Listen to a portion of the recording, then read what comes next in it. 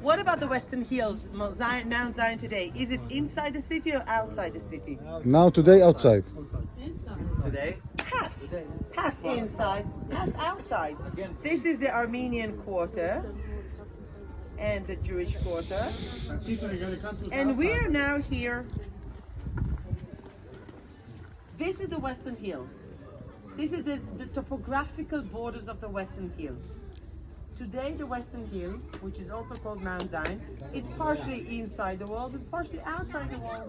Mount Zion is in the middle. So part of the Mount Zion is in the city, part of Mount Zion is outside the city. What did I say about the Armenian Quarter? I said it's Mount Zion. If you go to their website, you will see Armenian Quarter, Mount Zion. It's part of the Western Hill, Mount Zion. So it's not only this area that is Mount Zion. All this area is Mount Zion. When you will visit the Kikar B'Temach Hussein, the Jewish quarter, you have the square of the the square where they have the poor families, and now you have the two schools, the Mamad and the other school in the square. Rothschild Square? No, not the Watch Out Square. No. It's shelters or. Anyway, there it says on the sign, it's Mount Zion.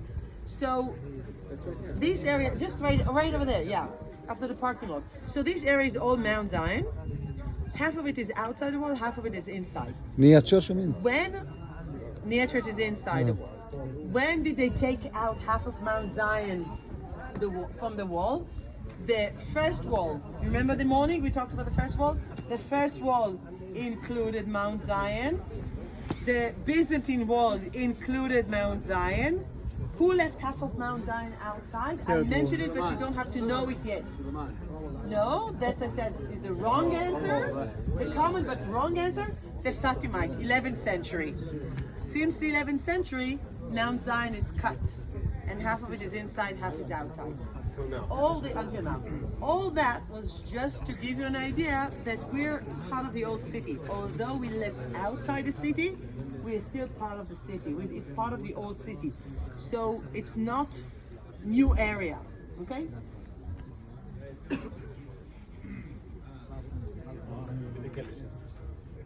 Okay. So why we came here? Why this is such an important place, and what do we do here as part of our tour? So, the traveler Bordeaux, the first Latin writer who writes his itinerary, doesn't mention any Christian things here. But we do know from other texts that in the middle of the 4th century, a first church was built here, dedicated to the Pentecost. To the Pentecost, what happened in the Pentecost? You remember? The fire goes to the disciple, and they speak with the tongues. They start to speak with the tongue. We don't know exactly how the church looked like, but we do know that in 415 the church was expanded. And now I can show you how the church looked like. This is the expanded church. The name of the church was Hagia Sophia. Hagia Sophia. Not the holy knowledge, but the holy Zion. Hagia Zion. Hagia Zion. Hagia Zion. This is not the first church to be built in the 4th century because that was expanded. This is the church the way it looked in the 5th century. Here you had the room dedicated to the Pentecost, the 50th day, and a big church. Later on, another tradition was introduced into the building, the Last Supper, both connected to this site. And in the chapel here that was dedicated to the two events, you had also probably an apse facing the main part of the church. Look at this. How do I know the church looked like that? How do I know that the church looked like that? Well, we have travelers who describe the church, but they don't describe the details. Don't we have walls maybe? We have archaeology. Right. We have archaeology under this building. We have archaeology under the Domitian Abbey. And what else do we have from the 6th century? Map. The Madaba map. Look at the Madaba map. You can see the church. So I don't have to imagine. I have an image of the church. So that's a church that was built here in the 4th and 5th century, renovated, dedicated to the Pentecost. and the Last Supper. I don't have to repeat why the Pentecost is such an important event. I don't have to repeat why the Last Supper is such an important event. This is the place where Jesus actually explained to his disciple what's the meaning of his death, the fact that he's going to be the sacrifice. He said, I'm going to be the sacrifice who's going to redeem you from slavery to death and to misery and to sin, and I'm going to take you into, I will liberate you from that. I will take you into salvation.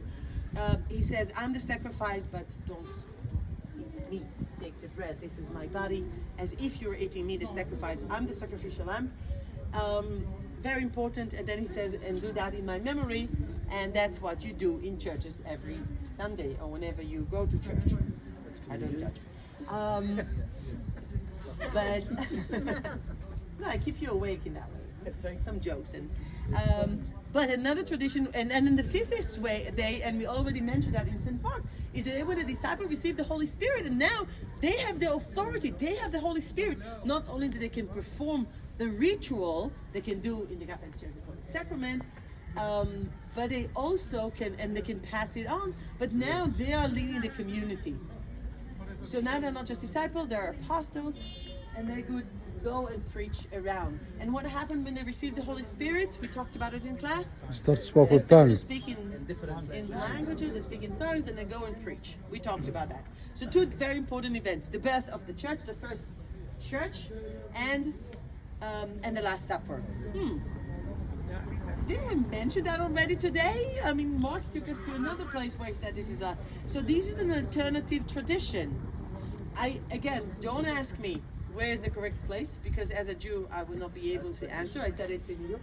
I would say that in the 4th century, this became the common tradition in the local church, in the Orthodox church was here, and the Syriac tradition, which partially accepted also by the Copts in Armenian, because as the Last Supper, but not as the Pentecost. And that's the Church of St. Mark that we visited. So yes, it's not the only case when you have double tradition, to have double location for one tradition. That appears in other examples as well. But how did they pick this Western Hill in the first century? In the 1st century or in the 4th century in the build the church? These are two different questions. Yeah, so you started The off first by century. saying You ask, how do I know if this is the correct place where Jesus had the Last Supper with his disciples? the first thing you said was first church during the first century. In the fourth. And no church in the 1st century. Who would be the church? Exactly. I was like, Four. I like the other question though. Why were they? Why would here? You can ask this question about every holy place that I would mention in my tours.